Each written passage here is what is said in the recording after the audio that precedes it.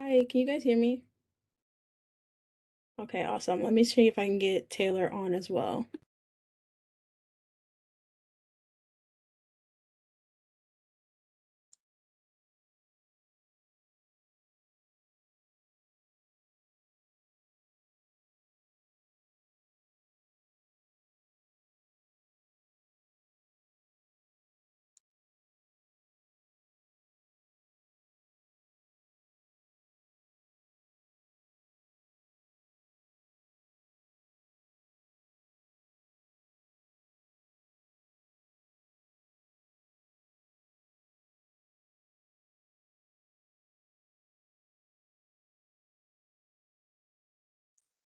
So I think maybe we can go ahead and start. And if I think we have two more panelists that should be joining us. If they can cycle in while we start our introductions, that would be fine.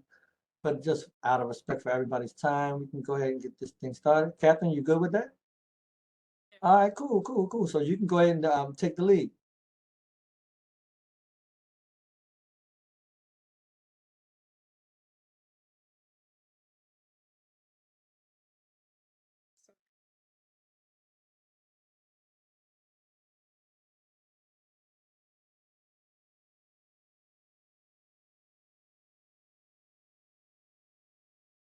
I'll just start off by introducing myself. My name is Casey Mansueta. I am on the women's cross country team. I'm a senior and I am president of New Paltz Athletes of Color. Yeah.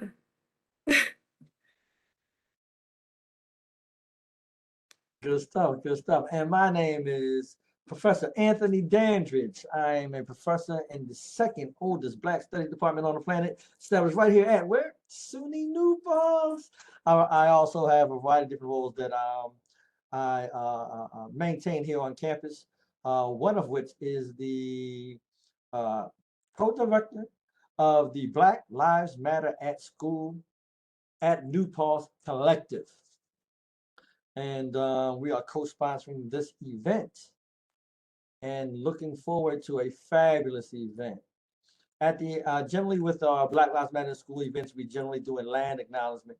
We like to recognize that land is an expression of gratitude and appreciation to those whose territory you reside on, and a way of honoring the indigenous people who have been living and working on this land from time immemorial. My land acknowledgement is,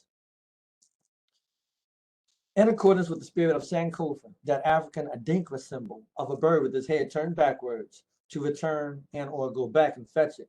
We embrace our ancestors, elders, and extended community as valuable teachers within the community to help understand our past so it can benefit our present, future, and unborn. Black Lives Matter School at New Paltz operates within this tradition of looking back to give back, to join as we continue our weeks, months, and year of action. We run February to February, then do it again. Name the land. As all human beings are descendants of those first peoples in Africa to populate this planet over 200,000 years ago. 200,000 years ago. Homo sapiens sapiens. First human beings. And our brain capacity has not developed any more since then. So for all intent and purposes, you can take a person from 200,000 years ago, bring them into the Zoom. They have the same capacity to learn how to use Zoom and cell phones as you do. And I move on. Knowledge of this fact helps us to understand our common ancestors, our common conditions as social beings, and ultimately our common reality. Accordingly, all communities, without exception, in part owns as being vivacity and limitations to the extensive generations of ancestors that have contributed to our individual and communal lived realities. Throughout human history, this has in part been expressed as a series of relationships that have manifested themselves in this very moment. As all things one does and does not do impacts all others at all times. On this land, many were brought against their will. On this land, others came in search of opportunities, and on this land, still others have lived here as managers, cultivators, and cousins of the earth. Facts are not fake news. The truth both hurts and heals, but the well-being of any individual or community is in part rooted in self-reflection, critical thinking, and the establishment of solidarity across ethnicities, across races, across genders, sexual orientations, class, and even organizations. In many ways, solidarity is mutual respect. It's relational. I want to start by acknowledging what has been buried, by honoring the truth. We are standing on ancestral lands of the Sopus and Lenape people. We pay respects to their ancestors, elders, youth, and unborn. Our gathering here today is in part due to the relationships we have to those traditions of violence that unjustifiably have taken lives. We are participating in disrupting, displacing, and decentering these marginalizing lived realities of human beings. Your work and our work is also in part due to our efforts at truth-telling, with the intent of making uncomfortable spaces more comfortable and co-creating liberational spaces by the amplification of voices, alignment of purpose, and acknowledgement of difference. Shall we never forget? Shall we never forget? And as we move forward, it's also important for us to understand that we are here to engage a variety of different fabulous folks that we have here on our panel. Fabulous folks that we have here on our panel. So good afternoon, good afternoon, good afternoon, everybody.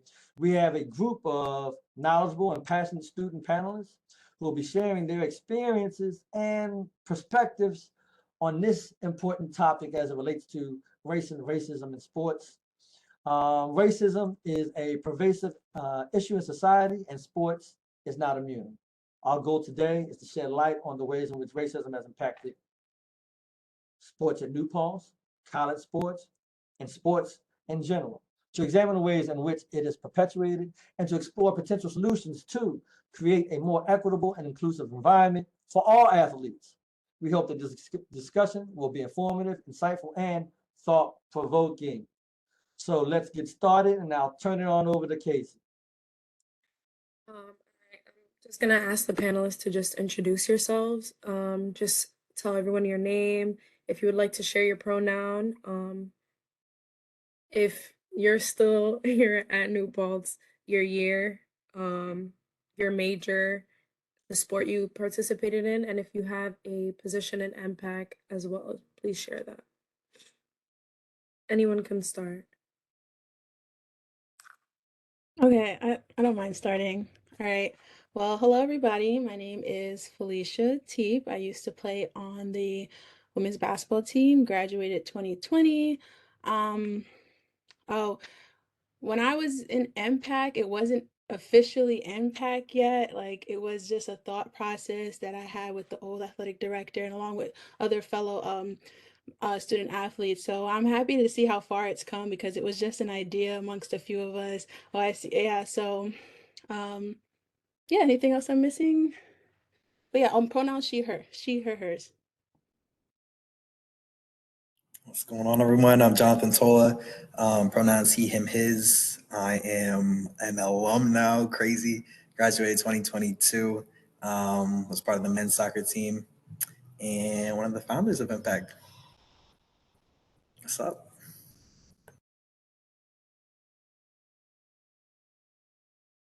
What's up, everyone? I'm Gabe. I'm a senior.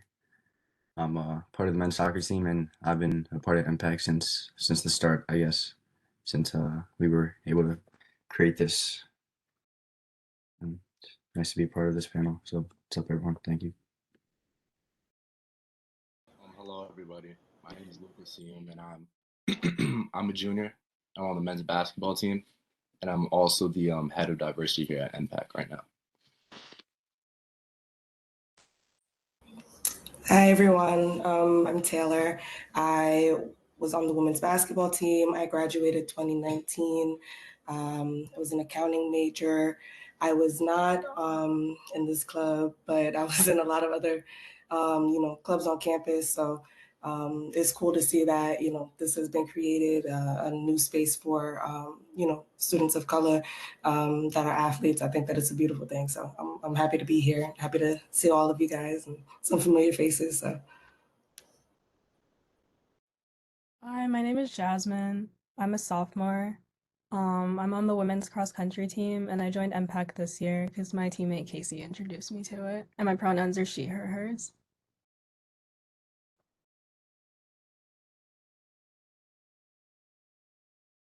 So we're gonna go and jump right into the questions. Feel free to answer any of the questions, and if there's a question you don't feel comfortable answering, that is completely fine. But yeah, so the first question that we are asking you today is, what word would you use to describe your experience here at SUNY New Paltz and why? And that's in terms of being a student, you know, being an athlete, or both.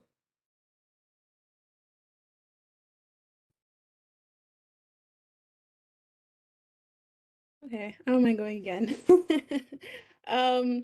If one word I would use to describe my experience would probably be unforgettable. And the reason why I would say that is like on both fronts, as a pre-med major that I was and as a athlete, I think SUNY New Paltz has like set the foundation for like where I am today.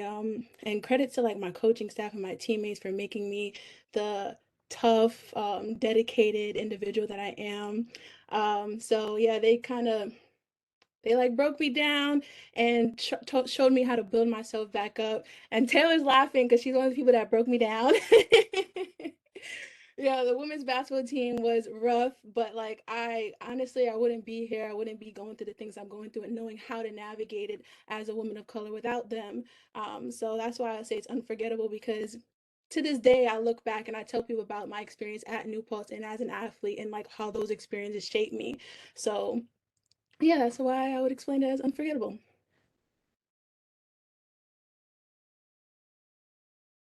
I think I'll build off of that, off of Philesha. My word would probably be growth. Just because over those past 4 years, I just learned so much, opened my eyes to so many different things. And I feel like with the soccer team, with Coach Clancy, I feel like he does a good job, not only on the soccer front, but on building us as people as well. Making sure we have calendars, making sure we're on time for things like that. Just building us as people that are going to enter the professional world.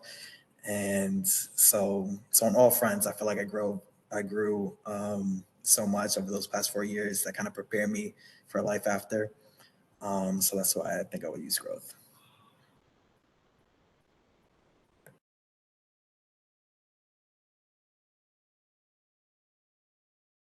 Yeah, I guess building off that, for me, it would be eye-opening. Just coming here and understanding and seeing the diverse environment that New Paltz has, and kind of just seeing people from different ethnicities, sexual orientations, genders, backgrounds, all come together and share different perspectives, kind of open up my eyes to what's really out there. Even though, you know, most people here come from New York, but it's all different parts, and just sharing that experience together has helped me a lot, helped me grow. So I'd like to piggyback off of Gabe because I'd also say that my experience here at New Paltz is also eye-opening. Like there's so much that happens here that didn't happen at my old high school. Although it is a PWI here, like back in my high school, like the diversity was way less, and I think I've liked what I've experienced with NPAC and everything else going on here. I would also like to add, I think a word I would use is interesting. Because even though it's only my second year, I agree with what everyone else said. I feel like I've grown so much in like such a short amount of time, and I've experienced so many different things that I haven't before. And especially like with being a student athlete, I feel like time management is a really big one. Like I've learned how to balance a lot of different things in my life. So that's been a really important experience. But I've also just met so many different people, and I really like it. Yeah, the word I would use is community, because not only like I had my basketball community, and like Philesha, we're still friends to this day. Like I built up a lot of great friendships like within my athletic community, within just like the clubs that I was in. I was in AWA, I was in a few other like Black Boys, and just having those communities and being surrounded by people that were like me, but like different parts of me was very important. So I was really able to build up a community just that really made me feel welcome and really made like surrounded me with good people that I needed in my life. So.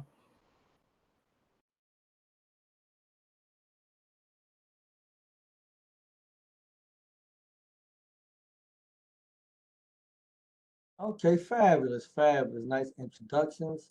So as we talk about this idea of diversity, it's really a big thing as of late, but those efforts towards bringing about social change and more of a recognition in terms of, matter of fact, I don't even want to operationalize as of yet, because my question or our question to the panel is, what do you think about diversity? How do you define it?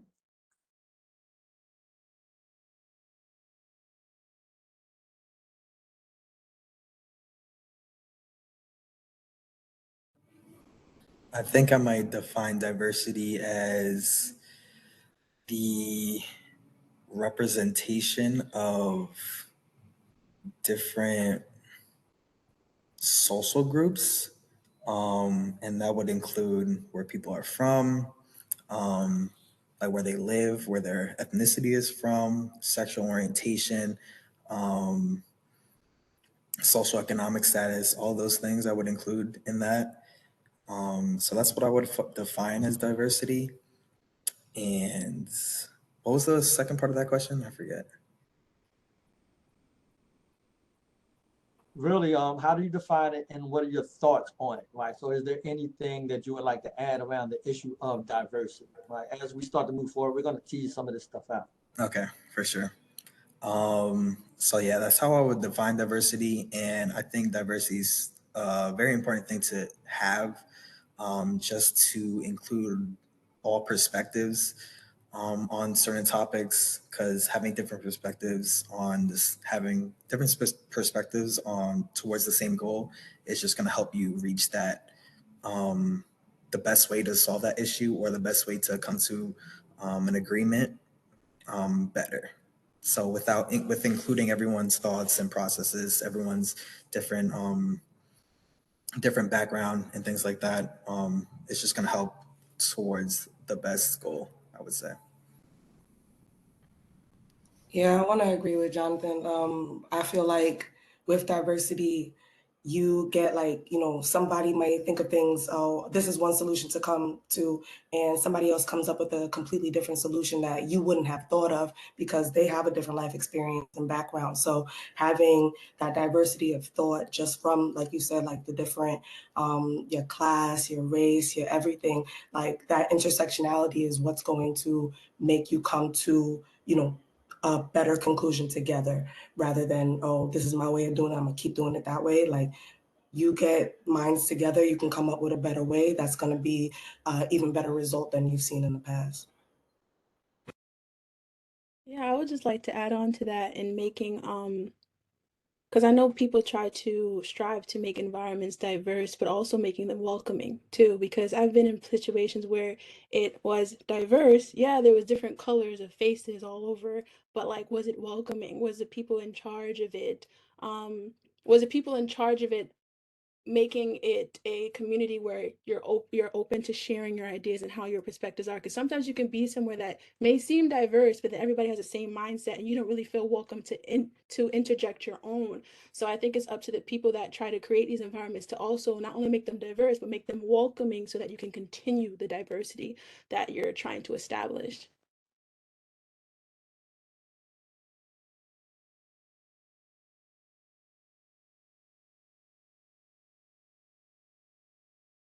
Would anyone else like to share? I can add. Okay. I feel like I like to find diversity as like acknowledging different backgrounds and identities, because like everyone said, I agree. Like it allows you to acknowledge other people's perspectives and how it influences the way that we all see things like on an individual basis, and that's really important when making like big decisions or trying to solve problems, because not everyone's going to experience stuff the same way. Fabulous, fabulous. And if there are no other panelists that want to jump in, I'll go ahead and hand the baton. Y'all see the sports reference there? I'll hand the baton back to Casey.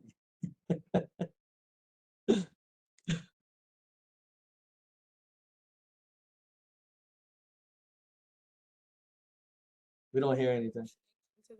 Oh, Okay, now we hear you. Now we hear you. okay, sorry. Philesha did a really good job of like transitioning into this, like in the sense of like places being diverse, but what about inclusion? So, how would you define inclusion and what does an inclusive environment look like to you? You can use an example that, you've experienced or just something like you see in your head, you envision when you think about inclusivity.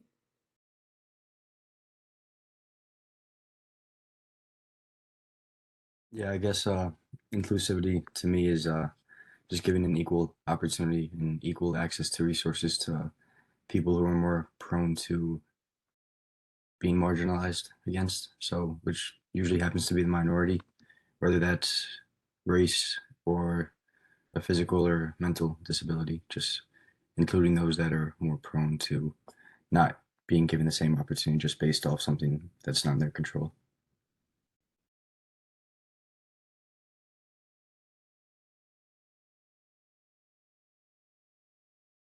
I would say inclusion would, I would define it as being comfortable, having people feel comfortable enough to express themselves, their true selves. Because a lot of times, like Philesha kind of mentioned, we would find ourselves in diverse um, groups, but sometimes I'm sure all of us feel it too, in one aspect or another, that we don't feel completely comfortable to express ourselves in that situation as well. So I would say inclusion would be making sure the environment is comfortable enough for people to express their true selves.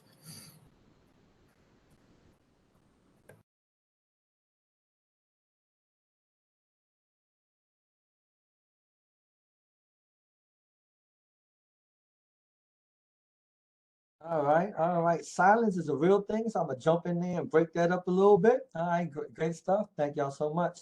So then, as we talk about these ideas of diversity, inclusion, and we have this acronym now, diversity, equity, inclusion, justice, and belonging, and there's probably going to be some other things that go on to that, because our social reality is just as fluid as our identities, right, and those experiences that we have. That being said, the idea of diversity and feeling included can manifest itself in a variety of different ways. How has being a student athlete of color impacted your experience here at SUNY New Paltz? How has being a student athlete of color impacted your experience here at SUNY New Paltz? You can also think about how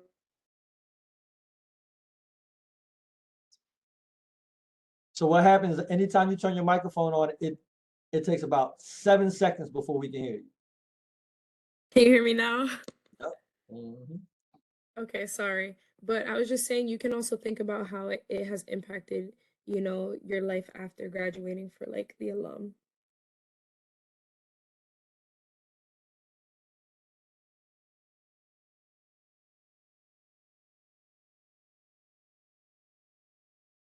Or also to phrase it another way, right? Same outcome, but phrasing it just differently. Do you think that being a student athlete of color, that there were any differences in terms of your experience, as opposed to being a student athlete that is a person that is not a person of color?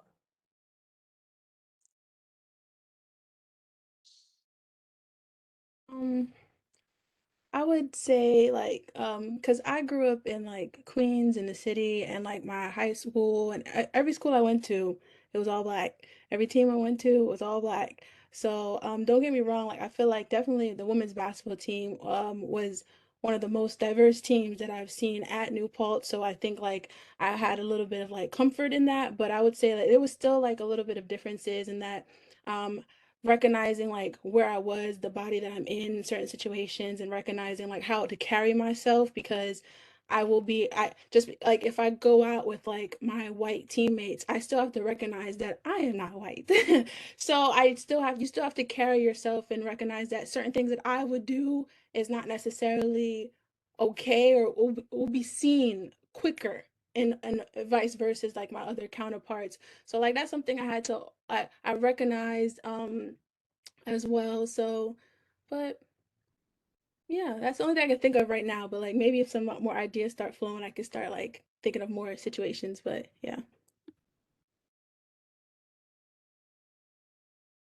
Yeah, I could piggyback off of that, Felicia. For me, I would say I feel like it was different being a person of color as an athlete compared to some of my white teammates, just because I felt like sometimes I would need to find um, like alternate or different friend groups as well. So I have my teammates. That's amazing. I love you guys. But then I also have um, Black or Latino, whatever, people of color friend groups on campus as well. So I felt like I needed that as well. Just like a little break and just another like community I could be a part of and just feel welcome, feel like I can express myself really. So I found myself relying on other friend groups as well to like get me through the college experience, and that's why kind of a reason why I wanted to start an organization like this, try to get athletes of color, all of us together to come together and get ideas flowing and things like that. So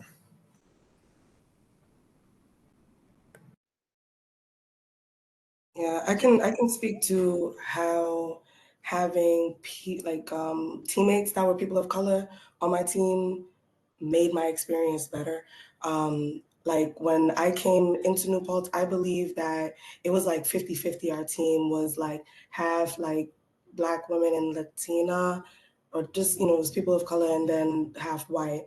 And having my people of color teammates made me feel that much more welcome. Honestly, it was one of the reasons I went to New Paltz, was because I was like, okay, I'm gonna have like a solid like group at least like of women of color that are also playing basketball. So like I'll have them on the court and I'll have them outside of it.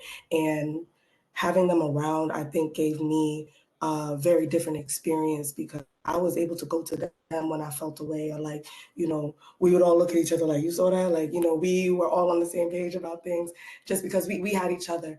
And then, when, Philesha's class, there was a few, women of color that came in there. Like, I was like, great, like, I'm bringing y'all up with me. Like, we're gonna be a team together. Like, you know what I mean? Like, it was different. It was, I don't know, it was a great experience for me because I had them.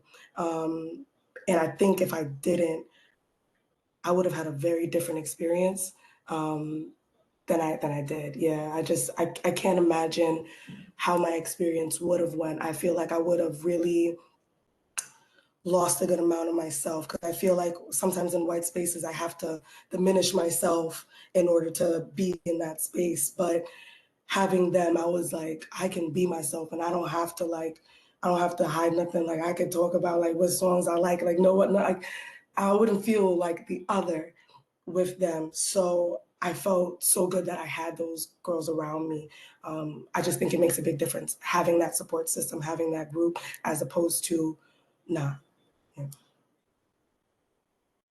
Yeah, and just to piggyback off of that, because yeah, like Taylor said, I came to class after her, so I still had some representation there. And what was nice was that like resources, like I knew like what clubs to join. Like Taylor's the main reason why I joined AWA and later became the vice president of that organ. AWA stands for African Women's Alliance, for those who don't know. Also knowing where like to get some soul food at. Cheryl's used to be our spot. Like, yeah, knowing like how to do my hair, if my hair look good, stuff like that. So like it definitely makes a difference into like kind of like maintaining your identity a little bit. That's how I would describe it. Like I didn't have to like code switch and then forgot who I was by code switching, and like, you know what I'm saying. So but yeah, that was a nice part about it.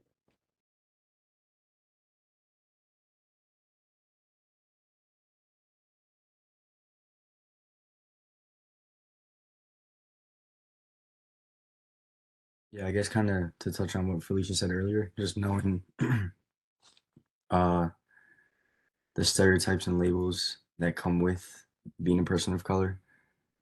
You have to know that you have to operate differently in certain situations, and because of that, I feel like it's maybe it's just individual, but I feel like it's added more stress or a little bit more pressure into being just a good role model or a good student athlete here at the school. And I guess with those labels, you feel like you have maybe something to prove, or you know, you feel like you have to show that you are this person instead of it being assumed already.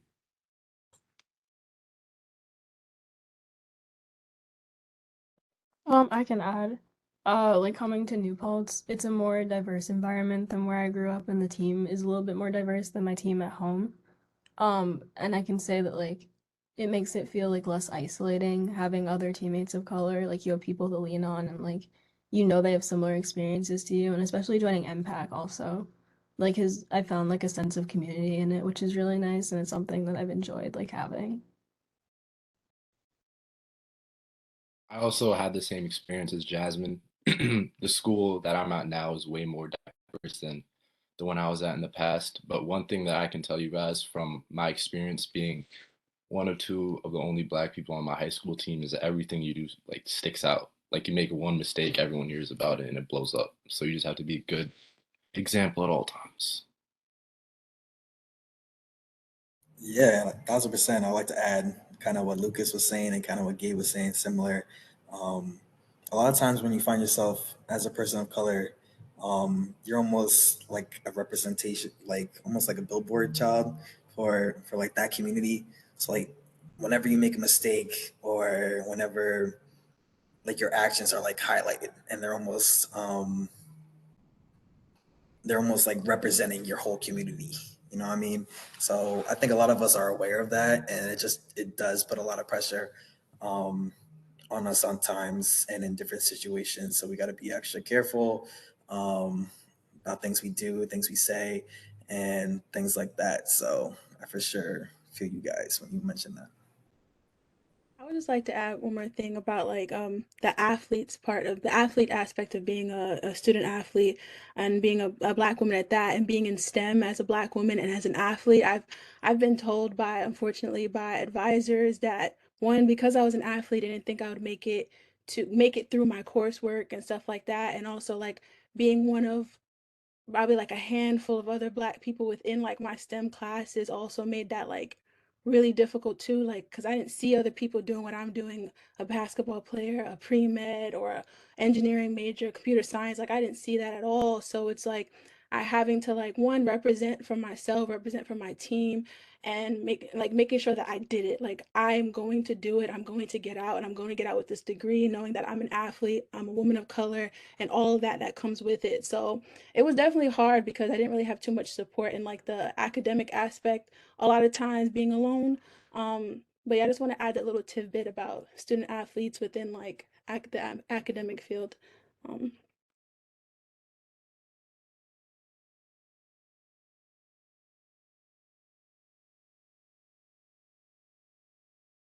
Can you guys hear me?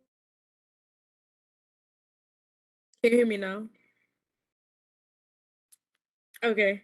So now after reflecting on like your experiences here at SUNY New Paltz, I want to look at like, is there anything that SUNY New Paltz can do better at creating a more diverse and inclusive environment?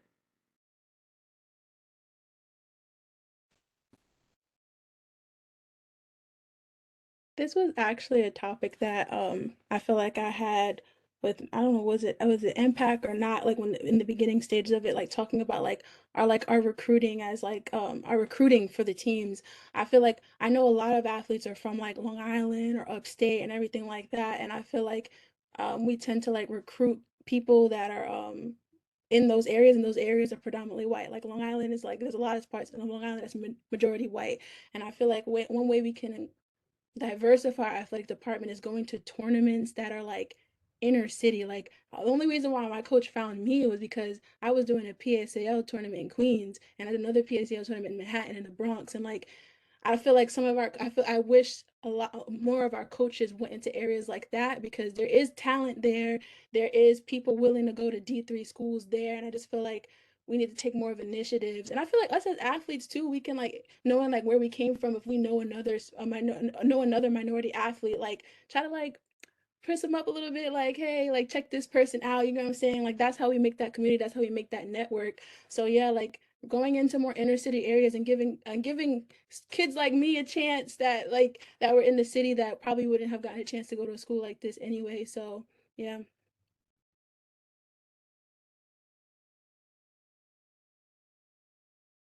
Yeah, I'll piggyback off of Phil. Like that's what it is. I think recruiting is where it starts because it's hard to have a diverse group when ain't no diversity. But like yeah, like she said, like you just find people that just give them an opportunity to show that they can do so. Like one of our friends, one of our teammates was like, I didn't know white girls play softball because I've only seen like all black girls playing, like because that's where she grew up, that's what she's seen. So it's not that there aren't like student athletes of color that are out there. It's just I feel like there isn't enough effort put forth in looking for it. Like, oh, what, you're gonna be uncomfortable going somewhere to go recruit? Like that's crazy.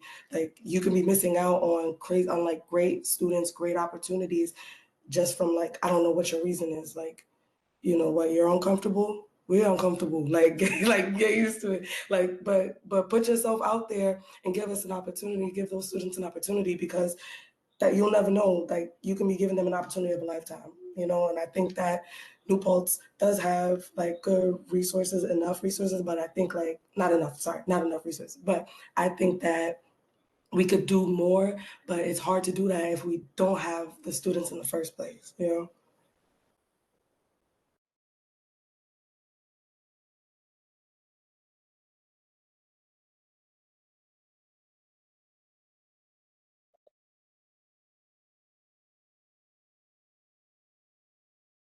All right, cool.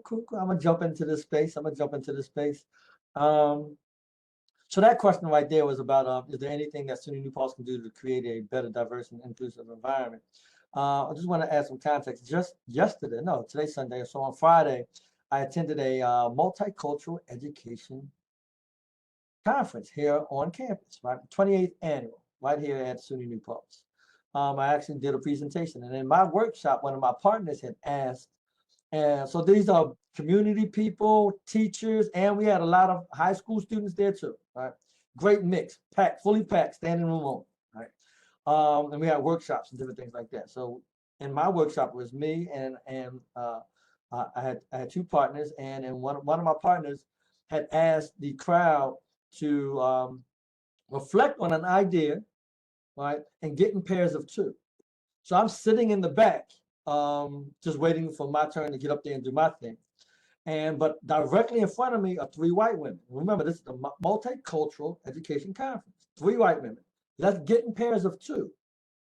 Three white women are there, a space between them, a seat, and the seat, so there'll be the fifth seat, is a Latino woman.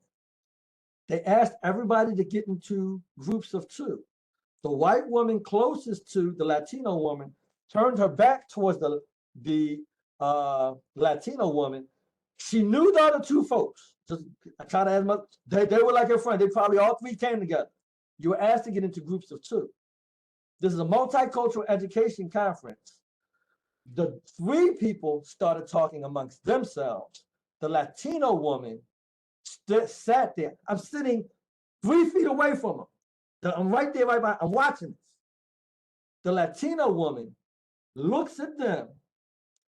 They don't acknowledge her. She looks on the other side of the room. She stands up, walks all the way around to the others, and finds somebody to partner with. My point is, you will find a lot of people that say they're committed to issues of diversity, equity, and inclusion, but fall short of making that commitment in a way that aligns with those ideals that they say that they are committed to. I was going to go up in my presentation. I was going to call them all out. But if anybody knows me, you know I was going to do it. But my primary concern was I'm not sure how the Latino woman was going to feel because I didn't know it, right? So let me just leave that alone right there, because at minimum, I don't want to harm her. Right, at minimum, right, anymore, right. I don't want to harm anybody. But when you see injustice, you got to speak up, right? And at the end of the day, I didn't speak up, and in some sense, I was complicit with that harm because I did not get involved. So the question is this: do you think that is the responsibility of athletes? And y'all kind of touched on it a little bit, but I just want to, since we already have it up there, I'll put it out there again. Do you think that is the responsibility of athletes of color to educate others of what they face? So as it relates to the struggles that you may have had or your experiences at being at a PWI, whether you embrace, not whatever, do you think that you as an athlete of color have responsibility to other people of color to talk about those experiences?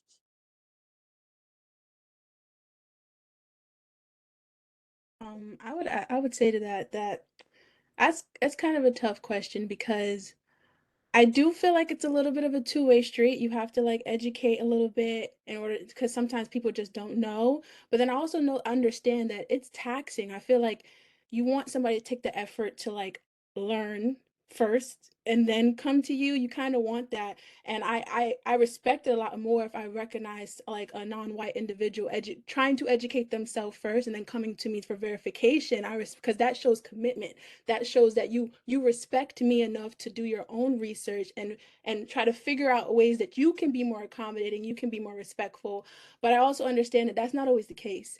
And the reality of it is that not a lot of white people are doing that. Not a lot want to take the extra effort out their time to do that. So I do feel like at some points for me, I feel like I'm okay with educating and teaching. And other points, I'm just sitting back and be like, I need you to do some work. I need you to do the groundwork to make this a little 50-50. So it's a hard question. I feel like it's a 50-50 two-way street, but then also I want to see the effort from the other end, that they want to learn, they want to become a better person to minority individuals. So yeah. Gotcha. And Philesha, just real quick, just to clarify, so you were talking about educating white folk about your Yes. experiences. Gotcha. Yes. Educating non-white individuals, yeah. Yeah. And Non-black individuals, sorry. no, I got you. But the question was about educating people that walk, talk, and look like you. That being said, no. Got it? No.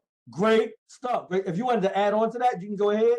But y'all can take this in any direction. I just wanted to clarify that, just so you know what I was trying to pull out.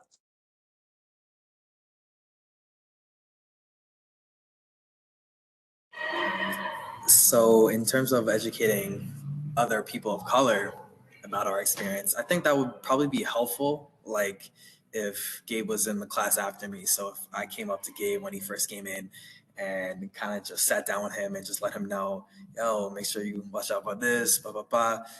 I think that would be helpful. That's almost like a little big bro type of thing.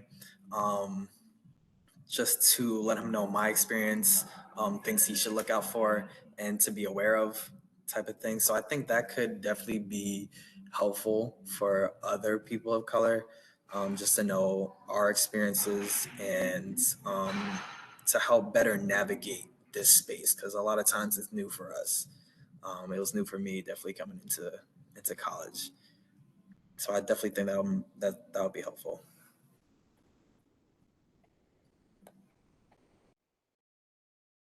Yeah, I guess going off what John said, educating is definitely important and something that we have to take on as individuals when it comes to trying to let, if it's like what John said, that I was a class behind him, and the next person coming in a similar situation to you, just trying to let them know how to operate and how to get through this these 4 years, which is definitely tough.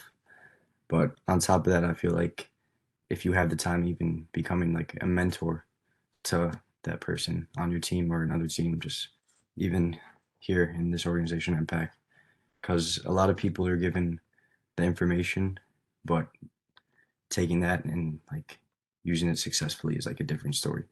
So like situation by situation, using information, try to help someone get through a like specific situation or event, and is definitely more helpful than just telling them what to do, because implementing it is different. Like I said before, it's tough. Yeah, I would feel like it is our responsibility to be a resource. Like, yes, I decided to take people under my wing, or like, try to, do that for them, because I know I've had that done for me. But like Phil said, regardless if it's, educating, non-people of color, or people of color, it can be taxing. Like, you're already going through it yourself. You have to have the capacity to even like try to help somebody else. But I think I would advise, if you have the capacity to do so, then of course, like, I think I was a part of NABA's, that's National Association of Black Accountants, and our whole thing was lifting as we climb. So I think that you should be bringing up the people with you. Like, you should, like, I don't know, like, if I see you down, I see you struggling, I'm gonna be the one to try and like lift you up. That's what I decided, that was my capacity. If it is not your capacity, so be it. But it's also important to just be a resource. Like, even if it's like, hey, like, this isn't something I can take on, but I know somebody that I think you can talk to that can help you out. Like, just being even a facilitator, like things like that, I think is helpful. If you can't do it yourself, like, at least help to facilitate. Like, I think that's what being a resource truly is. And I think it's important to be a resource to our fellow, students of color, athletes of color, everything. Like, I think that is an important role that you do play, because your experience, it could help other people's experiences. Like, they don't have to experience it on their own. They can just hear from you and react and be able to implement. Like, I know Gabriel was saying, like, it's different applying what you've told somebody to, to go and put it in. So helping somebody step by step, I think, is just a great way to bring them up with you. Yeah, just to add to that, I think like one nice system that our team had was that we had, it's called like swim buddies. Yeah, our coach called it swim buddies. And yeah, so coming as a freshman, I remember our senior, she was another woman of color playing basketball, and like it was nice having her because she went through 3 prior years of being at New Paltz and being on the team and doing all that kind of stuff. So it was nice for her um to like reach out to me, because sometimes I would be going through it and I just didn't feel like talking, and she'd reach out to me and she's like, hey, I noticed you struggling at practice today, like what's going on, stuff like that. And I think that's something that other teams can implement too, this thing called like a swim buddy. And you just like, sometimes you just need somebody to reach out. Like, you drown a little bit, you need them to reach out and like help you out. And it was nice for her to like text me even when I didn't think I needed the help, and her text me and be like, hey, I noticed this, are you good, are you all right, you need help? And then I would then extend myself and then open up to her and be like, hey, this is what I'm struggling with. So it was nice.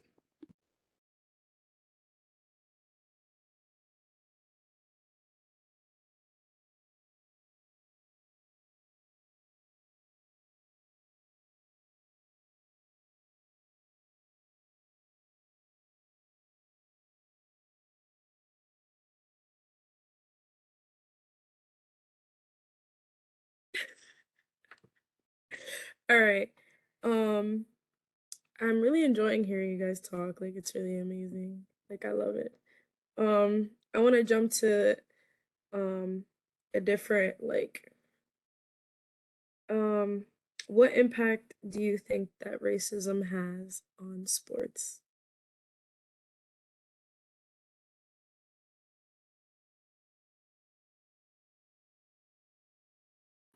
I want to say, like, certain fall into like stereotypes.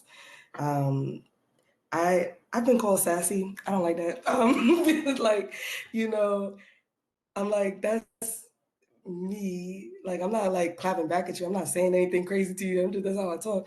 But like, I, like sometimes when it's like, oh, you fit a certain, like, if you going into a stereotype, like they'll be like, oh, you doing that, oh, you're aggressive, oh, you're this, oh, you're that. Like, I'm like, hold on, like, you don't even know me. But I think that does happen, like, where um your race will play a part in um your game, or like, the sport that you're playing.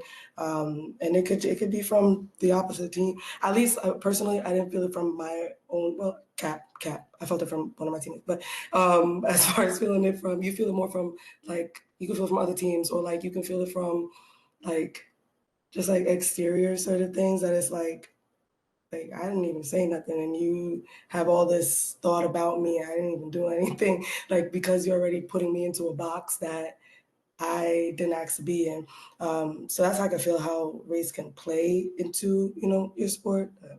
I think that's my experience, at least. Yeah, just bouncing off of that, that kind of reminded me of a story of us playing in a game. And I remember one of my teammates, she like, it was like a good play. I can't remember what she did. And she did like a celebratory, like, yeah, like that type of stuff. And instant tech.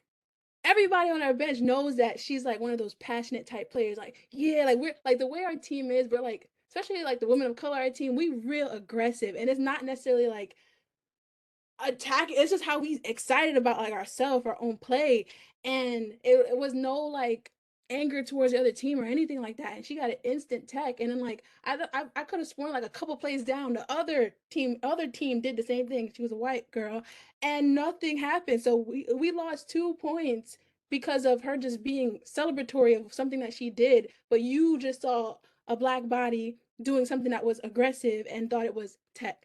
And that like granted we did not lose that game, but that could have been like had to add that tidbit, but that could have like swung the game in either way. That could have messed up the morale of the team and everything like that. And that was just like a snippet of some how racism can affect like a game that matters to people, that like the like student athletes, we put so much into our craft, and that to have like a ref or an official just stereotype you like that and then just throw off something that you've put like 3 4 years of your life into is like ridiculous. So yeah, I just wanted to add that little like experience that we had.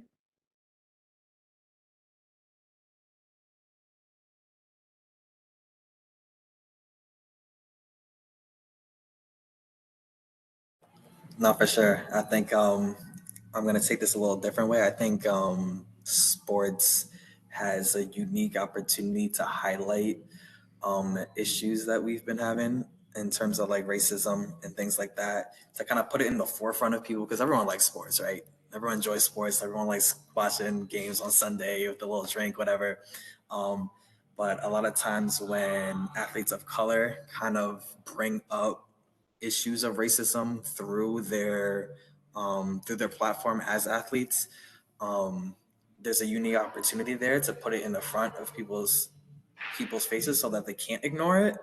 And a lot of times there's a lot of pushback on that. Um, but I think I'm not sure if maybe this is a question later on, but I'm not sure if that's the responsibility of athletes to use their platform in that sense. But I don't think it's a bad thing that they do. And I think that's one opportunity, because we see it everywhere else, right? Like Girl Scouts sort of raising money, selling their cookies, and bringing up different organizations. Why can't athletes of color do the same thing about racism? Things like that, right? So I think that's a unique opportunity that athletes of color have to use their platform to promote change and promote diversity, inclusion, and all those things.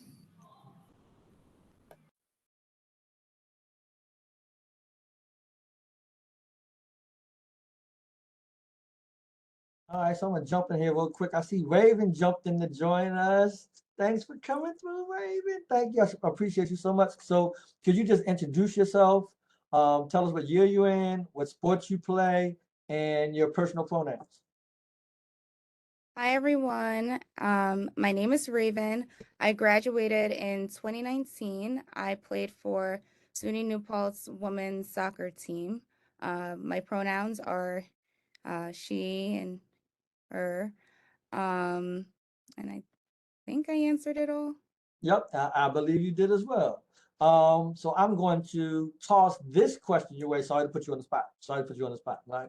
All right, but you're an alum. You can handle it. You can handle it, right? It's a segue from the former question about what impact you think racism has on sports. So this is the question, right? How has racism affected your experience as a student athlete?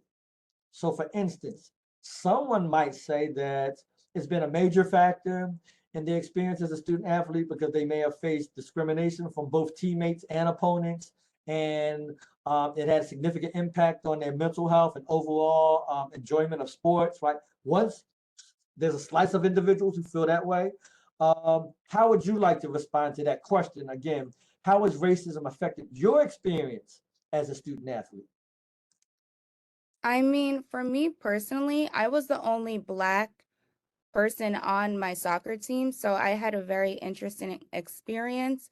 I just felt like nobody really took the time on my team to understand my own experiences and my identity. So I just felt like at times I was alone. I didn't have anyone to relate to. Um, and not that my team wasn't welcoming and they were not for diversity and inclusion. I think because they weren't Black, that they just didn't understand my experiences. But I feel like it impacted me as a soccer player and just um, a person in general at SUNY New Paltz in different ways. Like playing soccer, I just feel like um, when I was playing at times, there would be some racism. Like the girls that I played against, like they would say, "Oh, this Black person," or just like slurs and stuff, or like um, whenever I wanted to, like, not whenever, but like sometimes when I wanted to voice how I was feeling, I would get that like stereotypical, oh, like now her Black is gonna come out, like stuff like that. So I don't know, in different ways it impacted me.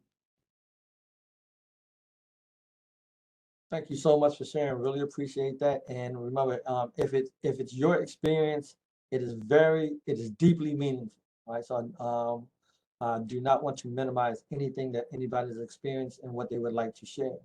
Anybody else want to share that question of how has racism affected your experience as a student athlete?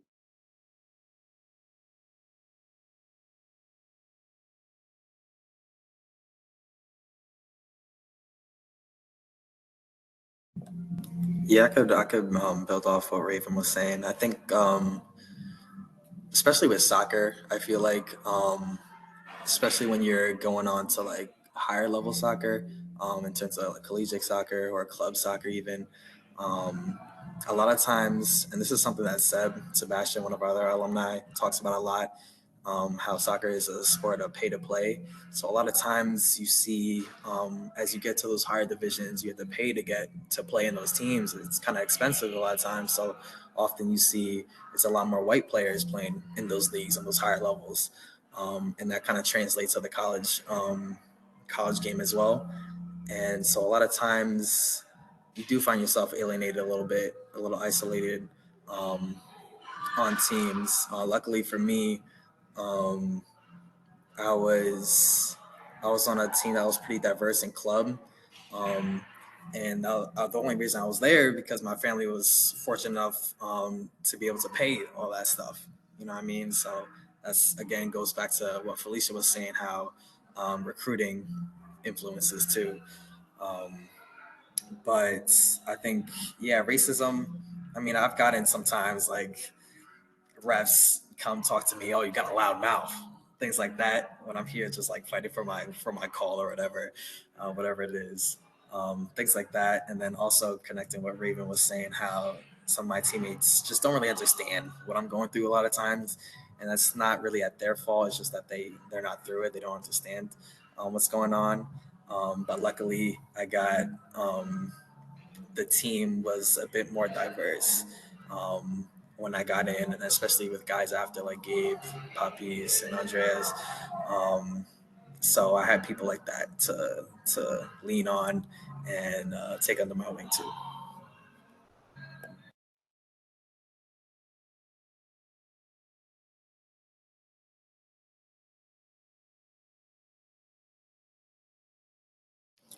Yeah, I can speak to just one. Well, I forget what the scenario was that our coach had. We had like a captain's meeting, and so it was a mix of like, I want to say it was at least like maybe I want to say Philesha was there, but like there was a mix of like us like Black like leaders and then also like our white leaders that are on our team, and we were just kind of talking about our experiences and I guess like for us, like, you know, if we were to like go out and we would like go to one of the other athletes, like one of their houses for pregame or whatever, like we would feel like super uncomfortable, and me feel like we were all on the same page, like this is uncomfortable, but like we're with our team, so we'll tolerate it.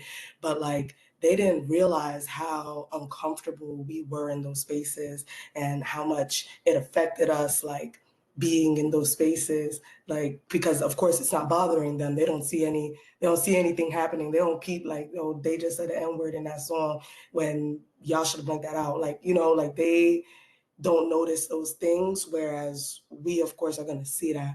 And I think from us having those conversations, it made them more aware. And I don't know if it necessarily, I don't know if it necessarily did anything like that I could have seen, but as far as it affecting them, I think that it impacted them, like just knowing like, oh, wow, I didn't even know that that was something you were experiencing. Like, I didn't even realize that you were going through that. And granted, like, I feel like the only reason it impacted my teammates was because they cared about us. And it's hard when it's like, oh, if they don't care or like they don't want to hear it, like things like that. But I think when you're having those conversations in spaces that you know people actually care to do something about it or care to make a difference, that can be helpful. Like whether, I don't know if it could change your experience completely, but it'll definitely change the way they see things, like going through life.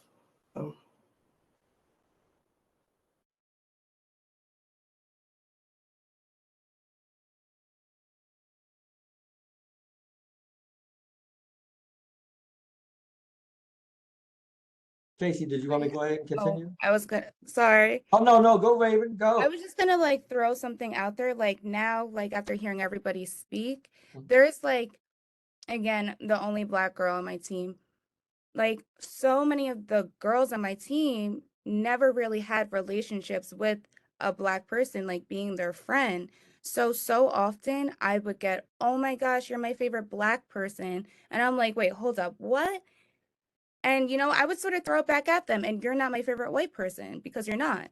So it's like the language and what their language would be, you know, not appropriate at times. And I like at times, yeah, I would make a joke about it and like sort of educate them in that way. But at times, like it would annoy me, and I would just deal with like little comments like that.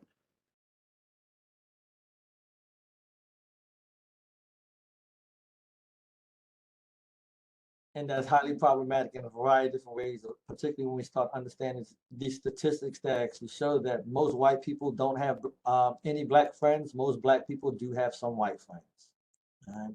And I can break down the numbers, but we're going to try to keep this moving. All right? Casey. Like Jonathan talked. Okay. Oh wait. Okay. I feel like Jonathan kind of touched base on this question, but the question is, what role do you think sports media plays in perpetuating and combating racism in sports?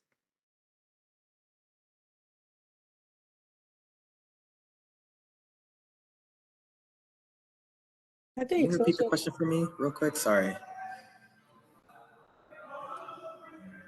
Hey guys, not yet. You can hear me now. Okay. What role do you think that that sports media plays in perpetuating and combating racism in sports?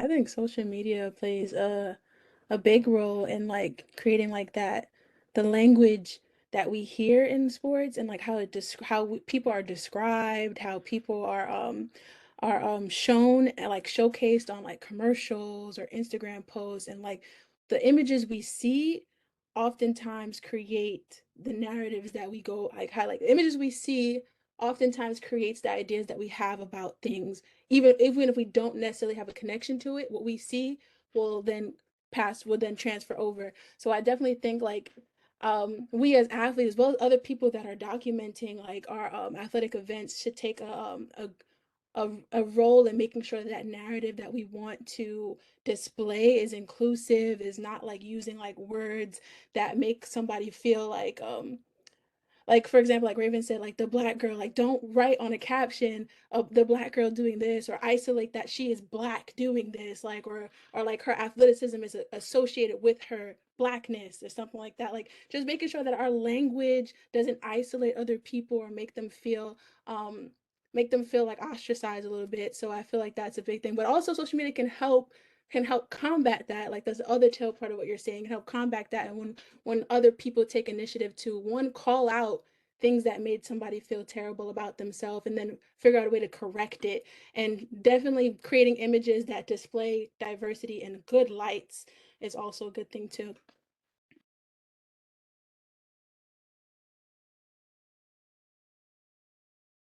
I feel like seeing like professional athletes use their platform for social injustices or to shine a light on social injustices is influential to student athletes on lower levels, I guess, like, you know, from a college level and high school level, like you saw how much Kaepernick like kneeling for the flag, how much that impacted other people. Like people still will not stand, like, you know what I mean? Like, because why stand for it? But, you know, people are more willing to do it because it's like, oh, this person did it, I can do that too. Like I can be that for my team. I can be that influence. Like I think being able to see someone with such a huge platform be able to be like, okay, what, lose my sponsorship? Like, what are you gonna do? I'm that guy, I'm that athlete, I'm that girl, like, you know, and use that platform to be like,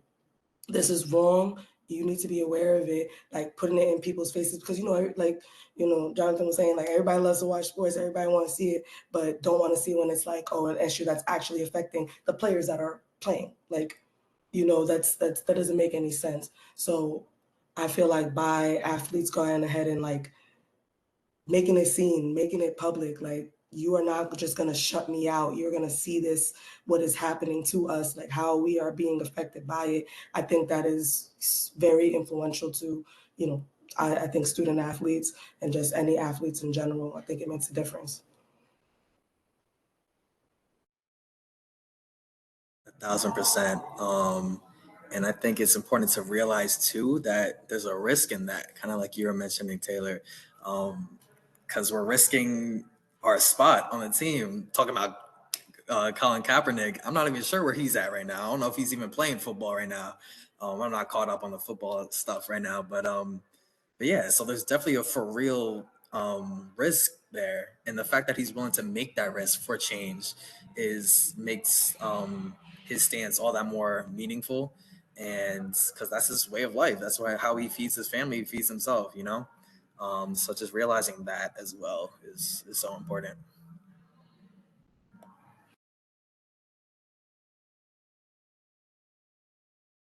Yeah, there are a lot of consequences that come with speaking up, getting involved, right, and trying to participate in social change. But then also there are consequences if you don't. And at the end of the day, it's not always an easy decision. Like I told y'all about that example that I had with, you know, am I gonna call these 3 white women out or not? Like, what do I do? But I do know that my silence is complicity. That being said, we do. It's not a hard stop at 6:30. All right. But out of respect for anybody that may have signed on until 6:30 and they need to leave, I want to jump into the questions that are in chat. I have a question in there from Dr. Paula Perez. Matter of fact, Dr. Paula Perez and myself, give me 20 seconds. We were at the Multicultural Education Conference on Friday. The keynote speaker was Dr. LeGarrette King. And his keynote, in a room of about, I don't know, 250, 300 people, Paul and I were up front as he's doing the keynote. We're on a multicultural education conference. Me and Paul are sitting there. Yeah, go ahead, let them know. It was fabulous, right? Just being affirmative and supporting the brother that was up there, that was giving the keynote. When I started my workshop after that keynote, I introduced it with that as a form of, that's what culture is, y'all. Right. So if you looked at that and said, oh, they need to be quiet. No. That's culture. So how open are you to embracing difference? That's culture. And your silence was culture also. It was culture also. That being said, a question that Dr. Paula Perez put is, what advice do you give your peers for dealing with microaggressions from your teachers and staff?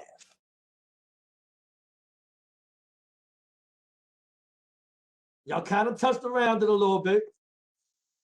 Anything else anybody else want to dive into? What advice do you give your peers for dealing with microaggressions from your teachers and staff?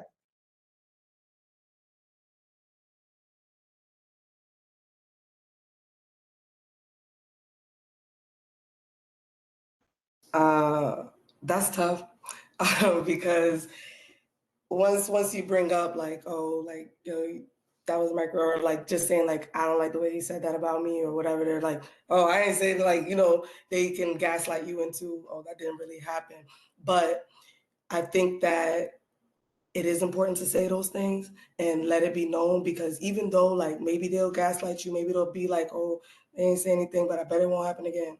Like, even though like one of my coworkers, she was she has like a coach, like basically you get assigned a coach, and he kept on calling her by the other Black girl's name, and she was like, I think she spoke to another Black partner who stood up for, and I guess that could be advice as well. She spoke to a different Black partner, and she talked to him about it, and she got a new coach.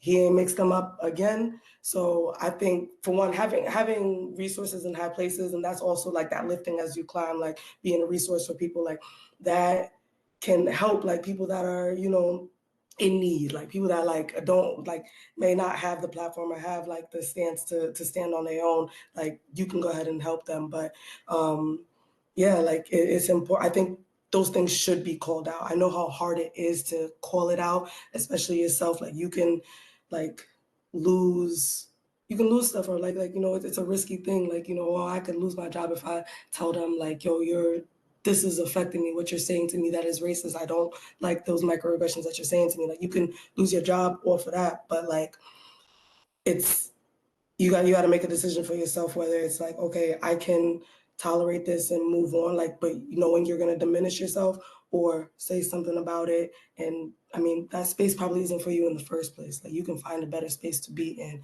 So like that is a conflict, I know, because especially like you work so hard for your career, you work so hard for whatever it is, and like I could lose it like that because of somebody else saying a microaggression. That's messed up.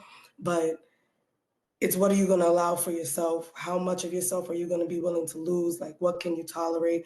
Like, that's a lot. But I think it's good to reach out to people and find resources for yourself. But also thinking about like, yo, I'm going to call this person out. And like, you can say it like in a professional way. You gotta be like, yo, you fuck me over. Sorry, I don't know if I curse, but you know, you can't, you know, if you want to say it like that, but like, just speak your truth. Like don't be afraid to speak your truth. Like, especially if you have people backing you, you should be able to do that. Like I know it's hard, and I don't blame anybody that doesn't, because I know I've sat back and I've allowed things like, you know, and I felt how it made me feel. You know, it made me feel like lesser. It made me feel like, oh my God, like, you know, I'm not myself, like I'm losing myself. But like once you start feeling that feeling, like you got to debate, like, do I want to go through that again, or do I want to deal with this? So that's a thought process you got to go through on your own. But yeah. Just to add to that, Taylor, I think you brought up like some really excellent points, and I was a part of a panel a few weeks ago, and I'm a Black woman in medicine, and as I enter like my residency period, like I can't there's certain things like you have to feel like you can't say things because you'll lose your spot. And I remember one of the doctors, she's also a Black woman. She's like, she understands that risk that you take of saying something. And she gave me the advice of like, in order to protect what you worked for in your degree or whatever you're working for, she was like, try to find someone within your department that is like Black, that is higher than you.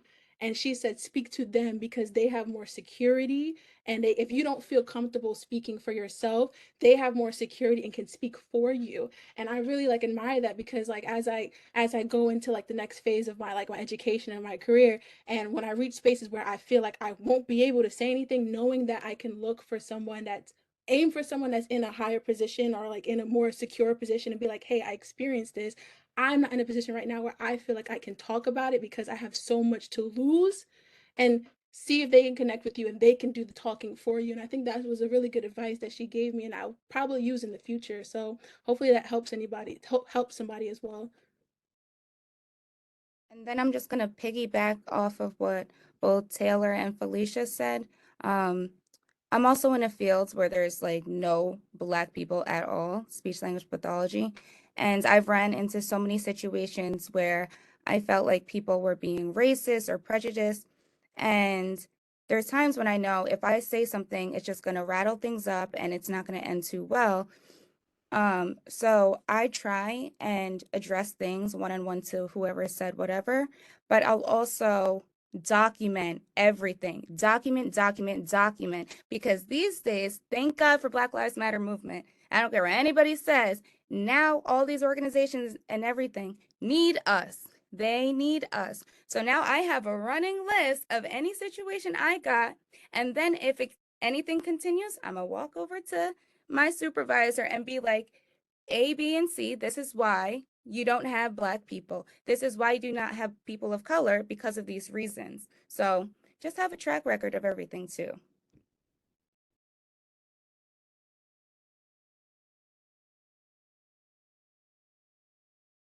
Great stuff, great stuff. And just to piggyback on what Raven said, since that tragic and traumatic event of the murder of George Floyd, diversity, equity, and inclusion jobs have increased at minimum on some studies 140% up to as much as 210% on other studies. Right. So when Raven says they need us, they always did, right? And now there's a little bit push going, a little more of a push Now going it's on. all in uppercase. Good stuff, good stuff. Thank you so much. Oh, Casey, did you have a question you wanted to ask? Go ahead. Because I don't see any other questions in the chat.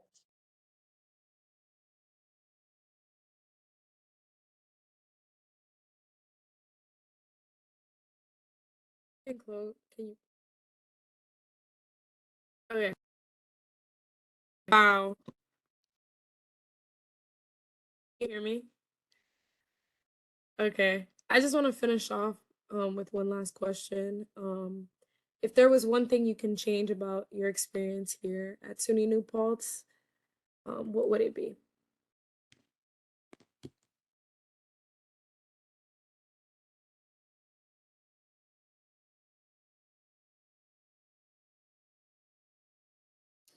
One thing I would change is just having this group in the first place. Like me and Raven are the same class, and I feel like we didn't really like know each other until like our senior years.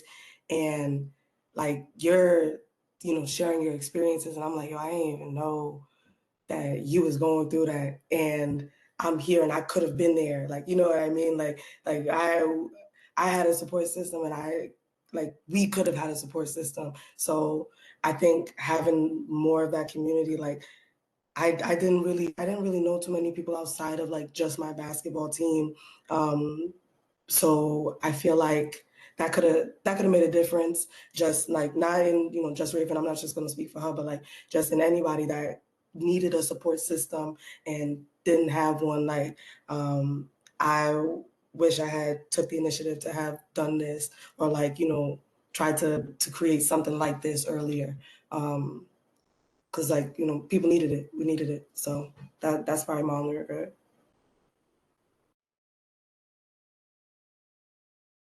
Yeah, I guess I'll go next.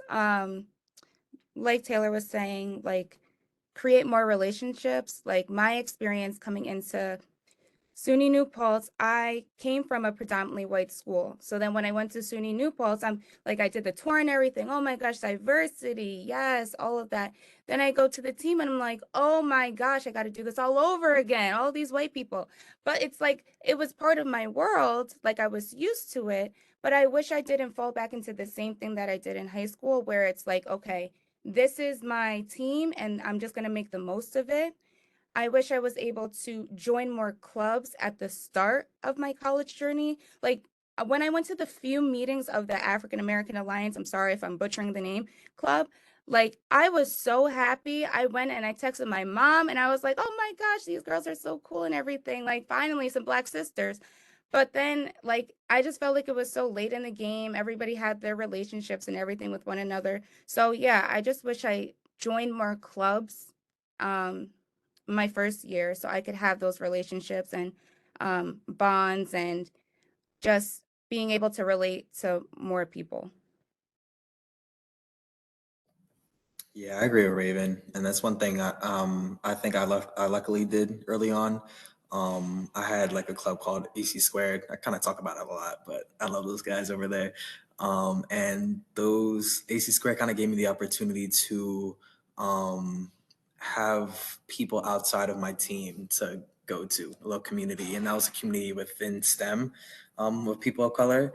So that was just another group I could go to. Kind of like Raven saying she didn't have people she could go to.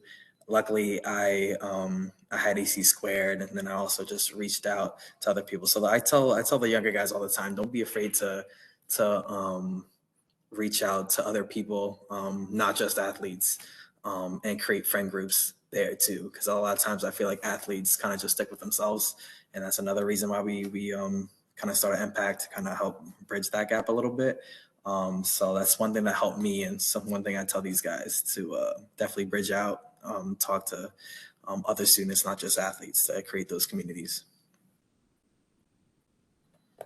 Just to add to that, I feel like a lot of times I feel like as student athletes, we feel like all we can be is athletes.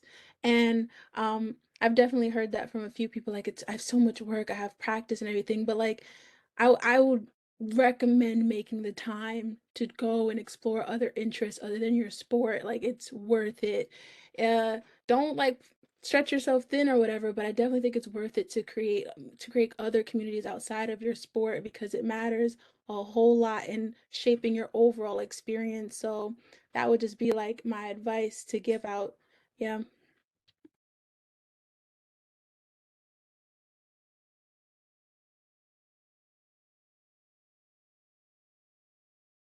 Yeah, I guess I could add on to that. I agree with everything you guys are saying. I kind of regret not joining another organization a little earlier in my college career.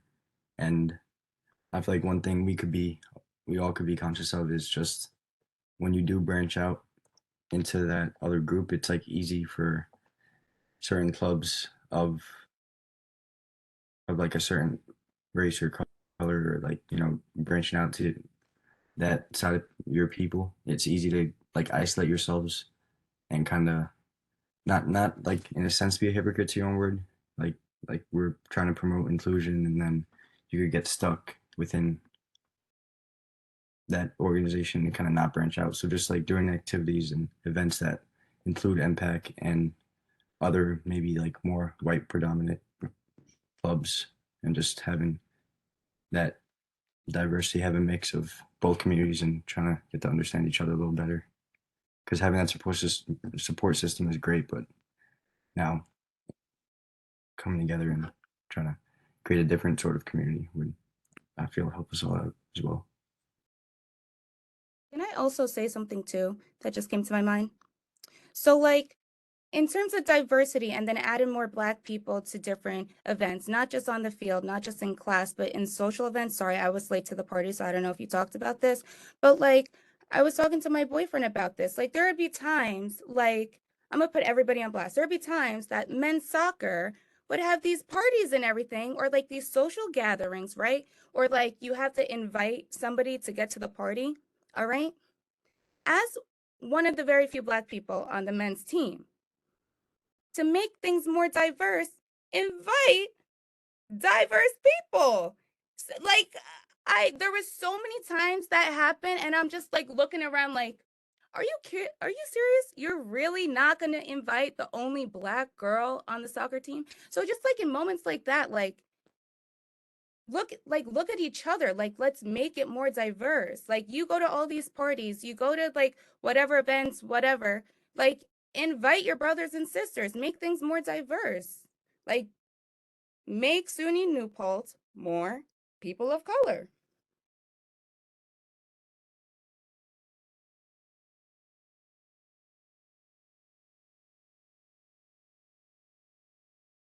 Also, just to add to that, and like kind of like the reverse as well, like I remember like Taylor and I and a few of our teammates, we would invite our white teammates to our events too. Like, and I know like sometimes you would have like situations where you don't feel like they're connecting with you. And I felt like when our teammates would come to like our events and stuff, they got to really see us as like not just basketball players. They got to see our interest outside of it, our personalities outside of it. So like just to like add, like invite your teammates out to your stuff too, and let them see who you are, what you like. And I appreciated them a whole lot more from showing out and being there. Yeah, I remember one of our teammates, her name is Sandy, she was from Texas, and she came out with us one night, the only white girl there, but she was in there. And I love, like, she had the time of her life. She got to experience us, and like we got to show her who we were, and we loved it. So yeah.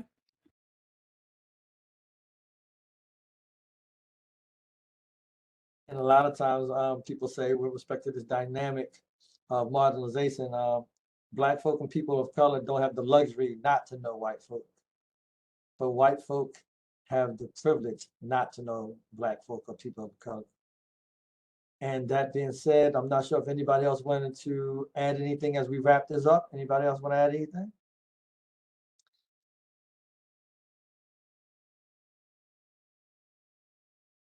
And I'll just give us a little closing statement and then pass it on to Casey, most fabulous Casey. But it was really wonderful as it relates to these incredible panelists that we had. And thank you for sharing your experiences and insights on race and racism here at New Paltz and college sports and sports in general.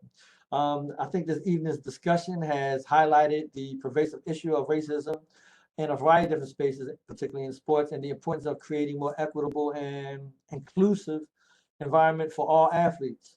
We've explored ways in which racism manifests itself and its impact on athletes, potential solutions towards promoting diversity and inclusion. And it's clear that there's still a lot of work to be done. And in terms of creating a better sports culture here on campus, that truly reflects the diversity of our broader community.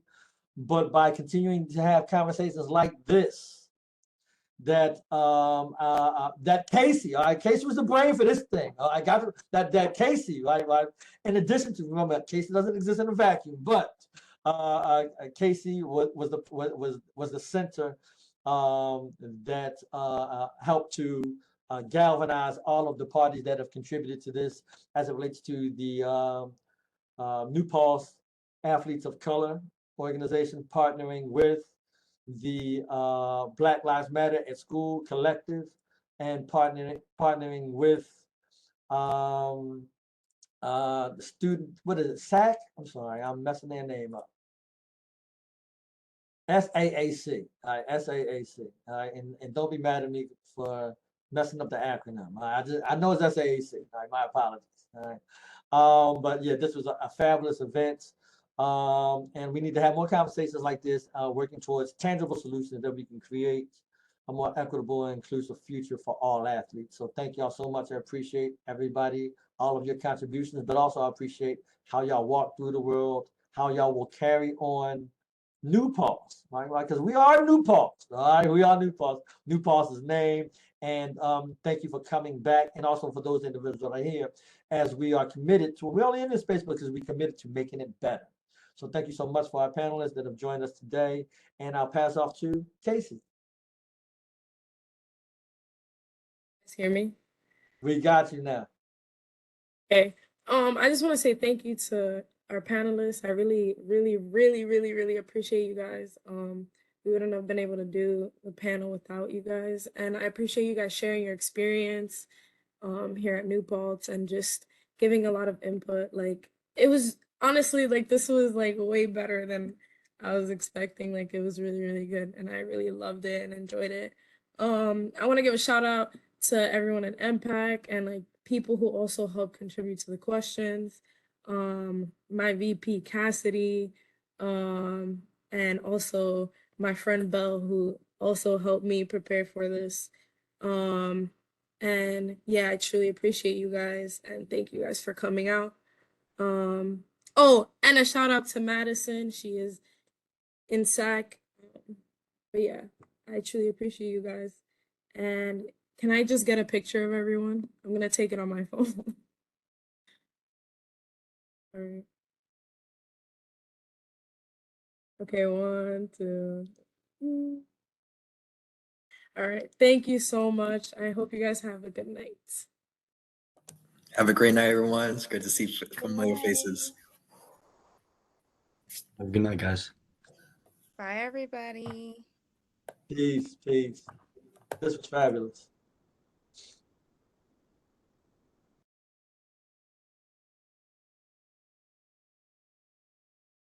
Yo, Casey, Oh my we did God. it. We did it. Yeah. Ow! No, I think I really appreciate you being a part of this. Like, genuinely, like, you just bring a great energy and it makes everything a lot more enjoyable. Thank you. I really appreciate you. Good stuff. Good stuff.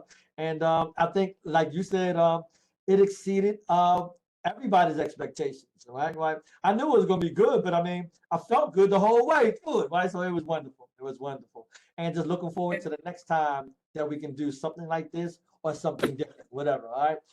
I know you got my back, but I got yours too. All right. Thank you. Thank you. All right. Have a good one. And I have this recording, so I'll shoot you an email so you can get access to it and do whatever. Okay. All right. Good night. Peace.